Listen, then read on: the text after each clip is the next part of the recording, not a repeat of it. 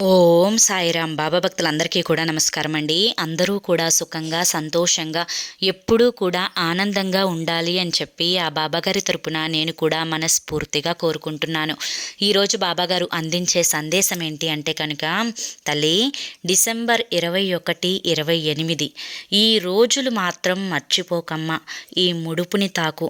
13 గంటలు చాలు, 30 లక్షలు అందుకుంటావు అని చెప్పి ఏదో తెలియని సందేశాన్ని ఈరోజు బాబాగారు మనకు అందించాలి అనుకుంటున్నారండి. మరి బాబాగారు ఏ సందేశం అందించినా కూడా అది మన భవిష్యత్తుకు పునాది అని చెప్పి మనందరికీ కూడా తెలిసిన విషయమే కదా. మరి ఎవరైతే బాబాగారిని పూర్తిగా నమ్ముతారో వారందరూ కూడా ఈ వీడియోకి ఒక చిన్న లైక్ ఇచ్చి వీడియోని వినడం స్టార్ట్ చేయండి. కింద కామెంట్ సెక్షన్లో ఓం సాయిరామ్ అని చెప్పి టైప్ చేయడం మాత్రం అస్సలు మర్చిపోవద్దు. దానికంటే ముందు చాలామంది కూడా గురువుగారి గురించి అడుగుతున్నారండి. అక్క, ఎన్నో రకాల సమస్యలతో మేము సతమతం అయిపోతున్నాము, మీకు తెలిసిన గురువుగారు ఎవరైనా ఉంటే చెప్పండి అక్క అని చెప్పి అడుగుతున్నారు. నేను పదే పదే ఈ గురువుగారి గురించే ఎందుకు చెప్తున్నాను అంటే, నా జీవితంలో, నా కుటుంబ సభ్యుల జీవితంలో, నా స్నేహితుల జీవితంలో, నా బంధువుల జీవితంలో ఇలా చెప్పుకుంటూ పోతే ఎంతోమంది జీవితాలలో వెలుగుని నింపారండి ఈ గురువుగారు. అలాగే మీరు ఇప్పటి వరకు ఎన్నో చోట్ల జ్యోతిష్యం చెప్పించుకొని ఉండవచ్చు, కానీ మీకు అనుకున్న మార్పులు మీ జీవితాలలో జరిగి ఉండకపోవచ్చు. ఇక్కడ అలా జరగదండి. శ్రీ షిరిడి సాయిబాబా ఆశీస్సులతో జ్యోతిష్యం చెప్పబడును. గురూజీ శివరామరాజు గారు. Phone number 9959422552. మీ సమస్యలు ఏవైతే ఉన్నాయో, ప్రేమ, పెళ్ళి, ఉద్యోగం, రాజకీయం, సంతానం లేక ఇబ్బంది పడుతున్నా, భార్యాభర్తల మధ్య గొడవలున్నా, అప్పుల సమస్యలున్నా, శత్రువుల సమస్యలున్నా, అవేంటో మీరు గురువుగారికి వివరించి చెప్పినట్లయితే వాటికి తగిన పూజలు మీకు గురువుగారు చేస్తారండి. చేసి మీకు వెంటనే రోజులలోనే పరిష్కారాన్ని చూపిస్తారు. గురువుగారు చెప్పినట్లు 100కు 1000% జరుగుతుంది. నమ్మకంతో కాంటాక్ట్ అవ్వండి. ఇక ఆలస్యం చేయకుండా మనం బాబాగారి సందేశం ఏంటో స్వయంగా బాబాగారి మాటల్లోనే తెలుసుకుందాం. బిడ్డ, కష్టాలు తరుముతున్నాయి, జీవితంలో సంతోషం లేదు. కొత్త సంవత్సరం వస్తుంది, పోతుంది. ఈ పాత సంవత్సరం ఎన్నో విషాదాలను నింపింది, ఎక్కడో 1, 2 సంతోషాలను నింపింది. ఇంతేనా బాబా? జీవితంలో ఒక తృప్తి అనేది ఉంటుంది కదా బాబా, ఆ తృప్తే నాకు లేకుండా ఎందుకు పోతుంది? నేనేం పాపం చేశాను? నాకు సంతోషంగా, అది కూడా మనస్ఫూర్తిగా సంతోషంగా ఉండాలని ఉంది బాబా. మరి అది ఎందుకు నా వల్ల కావడం లేదు? నేను చేసిన పాపం ఏంటి బాబా అని చెప్పి ఆలోచిస్తున్నావు కదా తల్లి. అయితే బిడ్డ, నీకోసమే ఈ సందేశాన్ని నీ ముందుకు తీసుకొని వచ్చాను. ఈ సందేశాన్ని నువ్వు చివరి వరకు వినమ్మా. వింటే నీ జీవితంలో అసలు ఏం జరుగుతుంది, ఎక్కడ పొరపాటు జరుగుతుంది, ఏది చేస్తే జీవితంలో ఒక మంచి మార్పు నీకు తోడవుతుంది, ఇవన్నీ కూడా నేను చెప్తాను. జాగ్రత్తగా వింటేనే నీకు మంచిగా అర్థమవుతుంది. అర్థమైందా బిడ్డ? కష్టాల సముద్రంలో పడి ఎవ్వరూ కొట్టుకోపోవాల్సిన అవసరం లేదు. ఎందుకంటే ఒక మనిషి ఒక నీటిలో, నది కానీ, చెరువు కానీ, సముద్రం కానీ, నది అంటే కొంచెం మధ్యతరగతి వాళ్ళు అనుభవించే కష్టాలు, నీటి కుంట అంటే మరీ పేదరికంలో ఉండవారు అనుభవించే కష్టాలు, సముద్రం అంటే ధనవంతులు అనుభవించే కష్టాలన్నమాట. ఇలా ఎందుకు చెప్తున్నాను అంటే కనుక, నీటిలో ఉన్నవారు మా బ్రతుకు ఇంతే అని చెప్పి ఏ పూటకు ఆ పూట తెచ్చుకొని తిని బ్రతుకుతారు. అదే నదులలో ఉండేవారు ఇటు నదిలా ఉండి మరింత నీరు వస్తూనే ఉంది కదా, సముద్రం అంతా ఎందుకు లేమా అని చెప్పి బాధపడుతూ ఉంటారు. సముద్రంలో ఉన్నవారు ఇటు వెళ్ళి నదిలోనూ కలవలేరు, అటు వెళ్ళి పిల్ల కాలువలోనూ కలవలేరు. వాటి యొక్క పరిస్థితి అలలలా అలా ముందుకు వెనక్కు కొట్టుకుపోతూనే ఉంటుంది. ఇక్కడ నువ్వు తెలుసుకోవాల్సింది ఏంటి అంటే కనుక బిడ్డ, నదిలో పడినా కానీ, లేదా చెరువులో పడినా కానీ, లేదా సముద్రంలో పడినా కానీ, ఇక్కడ మనిషికి ఈత వేయడం వస్తే ఆ మనిషి ఒడ్డుకి తప్పకుండా చేరతాడు. అవును కదా. మరి ఇక్కడ ఈ సముద్రం అనే కష్టాలలో పడి నీ జీవితంలో నీకు ఈత వేయడం చేతకాక ఆ కొలనులో పడి ఊపిరాడకుండా కొట్టుకుంటూ ఉన్నావు. మరి నీకు ఈత వేయడం తెలిసి ఉంటే ఎప్పుడో ఒడ్డుకు చేరేదానివి కదా. మరి ఈత నేర్చుకోకపోవడం నీ తప్పా, లేకపోతే నా తప్పా చెప్పు. మరి ఈత నేర్చుకోవాలి కదా తల్లి. జీవితం అంటేనే ఒక ప్రవాహంలా ముందుకు వెళ్తూ ఉంటుంది. ఆ ప్రవాహంతో పాటు పడి కొట్టుకుపోవాలా, లేదా తెలివిగా ఈత వేసుకుంటూ ఒడ్డుకు చేరుకోవాలా? ఏది ఏమైనా కానీ అది నీ చేతుల్లోనే ఉంటుంది తల్లి. కాస్త నువ్వు అర్థం చేసుకుంటే ఇప్పటికే నీకు సగం అర్థమై ఉంటుంది. ఇది నీ జీవితం. నీ జీవితంలో కొన్ని సంతోషాలు ఉంటాయి, కొన్ని బాధలు కూడా ఉంటాయి. మరి సంతోషాలే ఎల్లకాలం ఉండాలి అంటే ఉండవు కదా. అలాగే బాధలు కూడా ఎల్లకాలం ఉంటాయేమోనని భయపడితే అవి కూడా ఉండవు. ఇక్కడ కేవలం నీ భయం మాత్రమే ఉంది. బిడ్డ, ప్రతి సమస్యకు కూడా ఒక పరిష్కారం అనేది ఖచ్చితంగా ఉంటుంది. కానీ ఎంతలే, అబ్బా చేస్తే ఈ పరిష్కారం అవుతుందా అని నిర్లక్ష్యం చేసేవారు కొంతమంది అయితే, నా జీవితం ఇంతే అని చెప్పి వచ్చి రాని ఈతతో సర్దుకుపోయి మునిగిపోయే వాళ్ళు కొంతమంది. మరి నీ యొక్క సమస్యకు పరిష్కారాన్ని నేను చూపిస్తాను. ఆపద మొక్కుల వారు ఆ ఏడుకొండల వెంకటేశ్వర స్వామి పేరులోనే ఆపద అని చెప్పి ఉంది. అంటే ఆపద మొక్కులవారు అంటే ఆపదలో ఉన్నప్పుడు ఏదైనా కానీ మొక్కుకొని ఆ మొక్కుని కనుక నెరవేర్చుకోగలిగితే ఆ మొక్కు తీరేలోపే ఆపద అనేది తొలగిపోతుంది. అయితే ఇక్కడ నువ్వు ఏమీ భయపడాల్సిన అవసరం లేదు తల్లి. నువ్వు ఆ ఏడుకొండల వెంకటేశ్వర స్వామిని ముఖ్యంగా డిసెంబర్ 21 అంటే రేపు శనివారం, డిసెంబర్ 28 అంటే శనివారం రోజు, ఈ 2 శనివారాలు ఈ సంవత్సరంలో వచ్చే చివరి శనివారాలు. ముఖ్యంగా ప్రతి శనివారం చేసుకుంటే నిజంగా నీ జీవితంలో గొప్ప మార్పులు చోటు చేసుకుంటాయి. కష్టాలు గట్టెక్కుతాయి, ఆపదల నుంచి బయటపడతావు. ఇప్పుడు మనశ్శాంతి లేకుండా గడుపుతూ ఉన్నావు కదా తల్లి. ఈ మనశ్శాంతి లేకపోవడం అనేది దూరమయ్యి పూర్తి మనశ్శాంతితో జీవితంలో ఆనందంగా, సంతోషంగా నీ జీవితాన్ని ఆస్వాదించుకుంటావమ్మా. ఎందుకు చెప్తున్నానో అర్థం చేసుకో. ఎందుకంటే ఏ తండ్రైనా కానీ తన బిడ్డ మంచి మాత్రమే కోరుకుంటారు అని నువ్వు నమ్మినట్లయితే ఒకే ఒక్క శనివారమైనా కానీ నేను చెప్పింది చెప్పినట్లు చేస్తావా? చెయ్యమ్మా, అంతా మంచి జరుగుతుంది. నా మీద నమ్మకం ఉంది కదా. అయితే ప్రతి శనివారం రోజు లెక్క పెట్టుకొని ఒక 5 శనివారాల రోజు శ్రీ వెంకటేశ్వర స్వామికి, ఏడుకొండల స్వామివారికి, ఆపద మొక్కుల స్వామివారికి నువ్వు చేయవలసిందల్లా కూడా పిండితో దీపాన్ని తయారు చేసుకో. దాని మీద వెంకటేశ్వర స్వామి నామాన్ని గంధంతో అలంకరించు. ఈ విధంగా అలంకరించుకున్న తరువాత ఈ దీపాలు కూడా నువ్వు 5 ప్రమిదలుగా చేసుకో. ఆ పిండితో చేసుకొని చక్కగా ఆ ప్రమిదలలో ఆవు నేతిని వెయ్యి. స్వచ్ఛమైన ఆవు నెయ్యి కనుక నీకు దొరికితే అది వాడుకో. బాబా, నా దగ్గర అంత శక్తి లేదు అనుకుంటే కనుక ఆ భగవంతునికి తెలియంది అంటూ ఏదీ లేదమ్మా. నువ్వు నువ్వుల నూనెతోనైనా చేసుకోవచ్చు, గుర్తుంచుకో. ఇక చక్కగా పసుపుతో ఆ ఒత్తులను తడుపుకొని ఒక్కొక్క ప్రమిదలో 9 ఒత్తులను వేసుకోవాలి. పసుపు ఒత్తులని గుర్తుంచుకో. ఈ విధంగా పసుపు ఒత్తులను 9 ఒత్తులను వేసి, స్వామివారికి అలంకరణ అంటే చాలా ఇష్టం. అలంకరణ ప్రియులు ఏడుకొండల వెంకటేశ్వర స్వామి. నిత్య కళ్యాణం పచ్చతోరణంతో ఆ తిరుపతి అనేది ఎప్పుడూ కలకలలాడిపోతూ ఉంటుంది. అలాగే మన ఇంట్లో ఉండే దైవ మందిరం కూడా శనివారం రోజు కలకలలాడిపోతూ ఉండాలి. అలాగే స్వామివారికి ఇష్టమైనది తులసీ దళం.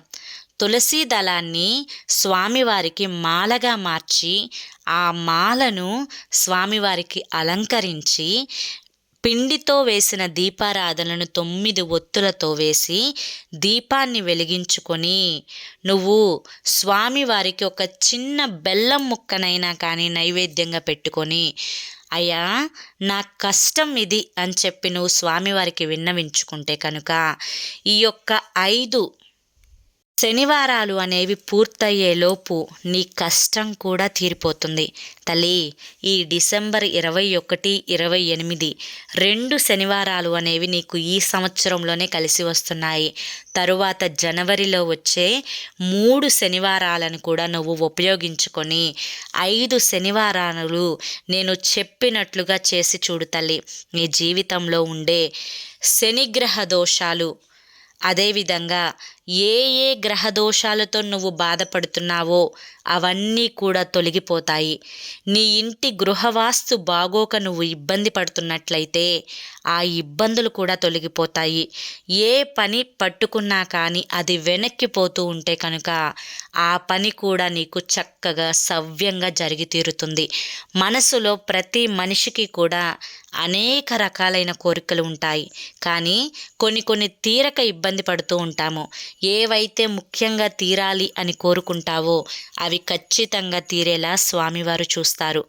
ఈ విధంగా 5 వారాల లోపే నీ కోరిక అనేది తప్పకుండా నెరవేరుతుంది.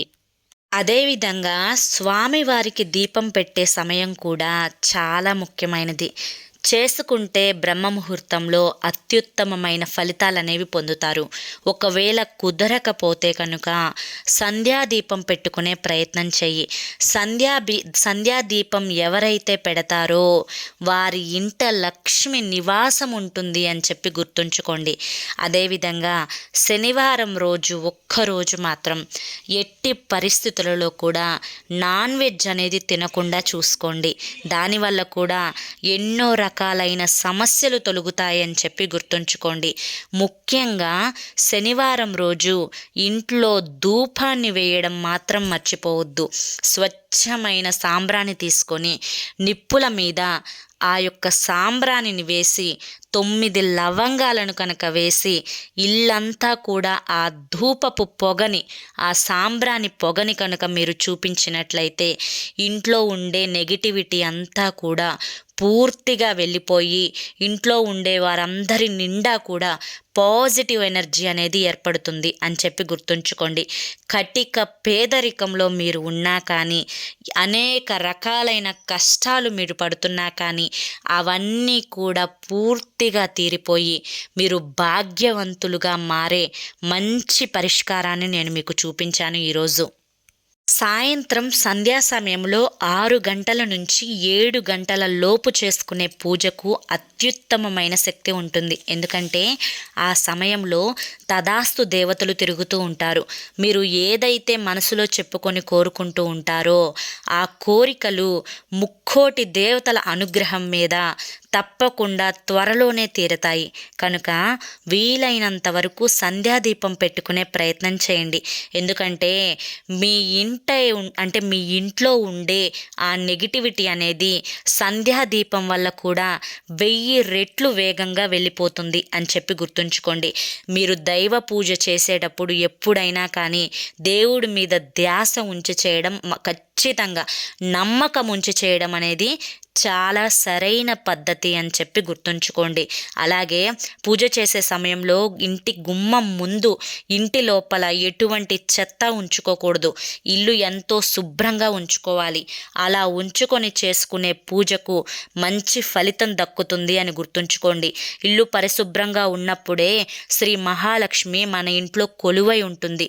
ఇంటి లోపల మాత్రమే కాదు, ఇంటి వెలుపల అంటే వాకిలి ముందు కూడా శుభ్రంగా ఉండి అందమైన ముగ్గులు వేసి ఉంచాలి. అప్పుడే మహాలక్ష్మి ఇంట్లోకి ప్రవేశిస్తుంది. మన జీవితం ఎంత బిజీగా ఉన్నా కానివ్వండి, ఆ దేవుడికి పూజ చేయడం మాత్రం మానకూడదు. మన ఇంట్లో పూజా మందిరాన్ని ఈశాన్యం దిక్కుగా ఏర్పాటు చేసుకోవాలి. ఈశాన్యం పరమేశ్వరుని యొక్క స్థానం. ఇంకా సంపదలకు అధిపతి అయిన కుబేరుడు కూడా కొలువై ఉండేది ఈ ఈశాన్యంలోనే అని గుర్తుంచుకోండి. అందుకే దేవుని పూజకు పూజకు ఈశాన్యం అనేది శ్రేష్టం. మన సనాతన సంప్రదాయం ప్రకారం పూజా సమయంలో నల్లటి వస్త్రాలు ధరించడం నిషేధం. పూజలోనే కాదు, శుభకార్యాల సమయంలో కూడా నలుపు రంగు వస్త్రాలు ధరించడం శాస్త్రానికి వ్యతిరేకం. నలుపు రంగు ప్రతికూల ఆలోచనలకు కారణమవుతుంది. అందుకే ఒక్క శనీశ్వరుని పూజ చేసేటప్పుడు తప్ప మిగిలిన దేవుళ్ళ పూజ సమయంలో నలుపు వస్త్రాలు ధరించకూడదు అని చెప్పి శాస్త్రం చెబుతుంది. దేవుడికి పూజ చేసే క్రమంలో అగరబత్తీలు వెలిగిస్తూ ఉంటాము. ఆ వెలిగించిన అగరబత్తీలు పొగ రావాలని చాలామంది ఊదుతారు. కానీ నిజానికి అలా ఊదకూడదు. ధూపం కూడా వెలిగించిన తర్వాత దానిని అలాగే వదిలేయాలట. అప్పుడు మంచి జరుగుతుంది. అలా కాకుండా నోటితో ఊదితే దోషం జరిగే ప్రమాదం ఉంది. ఆవు నెయ్యి చాలా పవిత్రమైంది కనుక దీపారాధనకు ఆవు నెయ్యి ఉపయోగించడం చాలా మంచిది. అలాగే దీపారాధన కోసం నువ్వుల నూనె కూడా ఉపయోగిస్తే అత్యుత్తమమైన ఫలితాలు పొందగలుగుతారు. ఆవు నెయ్యి, నువ్వుల నూనెలతో దీపారాధన చేస్తే సకల సంపదలు, అష్టైశ్వర్యాలు సిద్ధిస్తాయని మనకి శాస్త్రం చెప్తుంది. హిందూ మత విశ్వాసం ప్రకారం పూజ చేయడానికి మొదటి నియమం ఏమిటంటే గణపతిని ఆరాధించడం. ఇలా చేయడం వలన చేపట్టిన పనుల్లో ఎటువంటి ఆటంకాలు లేకుండా సంపూర్ణంగా విజయవంతమవుతాయి. పూజలు చేసేటప్పుడు దీపాన్ని ఒకదానితో ఒకటి కలిపి వెలిగించకూడదు. నూనె, నెయ్యి కలిపి దీపాలను పొరపాటును కూడా వెలిగించకూడదు. లక్ష్మీ కటాక్షం పొందడం కోసం, ఆర్థిక సమస్యలు తొలగిపోవడం కోసం సాయంత్రం 6:30 తర్వాత స్త్రీ పూజా మందిరంలో తులసి కోట వద్ద గుమ్మానికి 2 పక్కల దీపారాధన చేసి లక్ష్మీ సహస్రనామం కానీ, లక్ష్మీ అష్టోత్తర నామం కానీ, కనకదార స్తోత్రం కానీ పఠిస్తే లక్ష్మీ అనుగ్రహం కలిగి చేస్తున్న వ్యాపార పనులన్నింటిలో ఆర్థిక ఇబ్బందులు తొలగిపోతాయి. మత విశ్వాసం ప్రకారం ఇంట్లో సాయంత్రం పూజ చేసిన తర్వాత ఒక తెరను వేయాలి. ఉదయం స్నానం చేసి ధ్యానం చేసిన తర్వాత దేవుని పూజ సమయంలో ఆ తెరను తొలగించాలి. ఇంట్లో సూర్యాస్తమయం తర్వాత పూజా సమయంలో శంఖం ఊదడం కానీ, గంట మోగించడం కానీ చేయకూడదు అని గుర్తుంచుకోండి. అది శాస్త్రాల్లో పేర్కొనబడింది. సూర్యాస్తమయం తర్వాత దేవతలు విశ్రాంతి స్థితిలో ఉంటారు. అటువంటి సమయంలో వారిని మేల్కొల్పడం సరికాదని నమ్ముతారు. అందుకే సూర్యాస్తమయం తర్వాత ఆలయంలో గంట లేదా శంఖాన్ని మోగించకూడదనే విషయాన్ని ఎల్లప్పుడూ కూడా గుర్తుంచుకోవాలి. ఇంటికి ప్రథమ స్థానం ఇంటికి యజమానిదే అంటుంది వాస్తుశాస్త్రం. అందుకే ఏ ఇంట్లో అయితే ఇంటి యజమాని పూజలు చేస్తాడో ఆ ఇంట్లో వారందరూ కూడా సుఖ సంతోషాలతో ఉంటారు. ఇంట్లోని వారు అభివృద్ధిలోకి వస్తారు. ఆ ఇల్లు ఎప్పుడూ కూడా ఐశ్వర్యంతో తులతూగుతూ ఉంటుంది. తులసి దళాన్ని ఎల్లప్పుడూ విష్ణువు, శ్రీకృష్ణుడు, హనుమంతుడికి నైవేద్యంగా సమర్పణ సమయంలో అర్పించాలి. అయితే తులసి దళాన్ని సాయంత్రం, ఆదివారం, మంగళవారం, ఏకాదశులలో ఎల్లప్పుడూ చెట్టు నుంచి కోయకూడదు అని చెప్పి గుర్తుంచుకోవాలి. సాత్విక పదార్థాలను దేవునికి నైవేద్యంగా పెట్టవచ్చు. పొరపాటును కూడా బయట దొరికే పదార్థాలను, స్వీట్లు వంటివి దేవుడికి నైవేద్యంగా పెట్టకూడదు. మందార పువ్వు దరిద్రాన్ని దూరం చేస్తుంది అంటారు. లక్ష్మీదేవికి మందార పూలతో పూజ చేస్తే మీకు లక్ష్మీదేవి అనుగ్రహం లభిస్తుంది. మందార పువ్వుతో మనకు ఆనందం, శ్రేయస్సు, సంపద లభిస్తున్నాయని చెప్పి మనకి పండితులు కూడా చెప్తున్నారు. ఇలా ఎన్నెన్నో మనం నియమాలను మన శాస్త్రాలలో చెప్పిన వాటిని గుర్తుంచుకొని మనం వాటికి తగ్గట్లుగా మన పూజలు చేసుకుంటే మనకున్న దరిద్రాలన్నీ కూడా తొలగిపోయి అష్టైశ్వర్యాలతో మనం తులతూగడానికి భగవంతుడు మనకి వాస్తు శాస్త్రాల ద్వారా, మనకి ఎన్నో రకాలైన శాస్త్రాల ద్వారా కష్టాలను, కన్నీటిని తొలగించుకోవడానికి మన పండితులు మనకి ఎప్పుడో మార్గాన్ని చూపించారు. కనుక నేను చెప్పినట్లుగా శనివారాల పూట కనుక మీరు ఈ చిన్న పనులు చేసుకుంటే కనుక మీకు ఖచ్చితంగా ఎన్ని లక్షలు కావాలన్నా కానీ అన్ని లక్షలు అనేవి తప్పకుండా అందుతాయి. ఎంతలే అని చెప్పి అనుకోకుండా, మాటని నిర్లక్ష్యం చేయకుండా ఒక 2 వారాలైనా చేసి చూడండి. మీ జీవితంలో కలిగే అద్భుతమైన మార్పులు చూసి మీరే సంతోషపడతారు. మరి ఈరోజు బాబాగారి యొక్క సందేశం ఏంటో మీ అందరికీ కూడా పూర్తిగా అర్థమైంది కదూ, నచ్చింది అనిపిస్తే చూసి వెళ్ళే వాళ్ళు తప్పకుండా ఒక చిన్న లైక్ ఇవ్వడం మాత్రం మర్చిపోవద్దు. అంతేకాకుండా మరికొంతమంది బాబా భక్తులకు వీడియోని షేర్ చేయండి. కింద కామెంట్ సెక్షన్లో ఓం సాయిరామ్, గోవిందా గోవిందా అని చెప్పి టైప్ చేయడం కూడా మర్చిపోవద్దు. మరి రేపు మరొక మంచి సందేశంతో తప్పకుండా కలుసుకుందాము. అంతవరకు కూడా బాబాగారి యొక్క ఆశీస్సులు మీపై ఉండాలి అని చెప్పి మనస్ఫూర్తిగా కోరుకుంటూ సర్వే జన సుఖినో భవంతు. ఓం సాయిరామ్.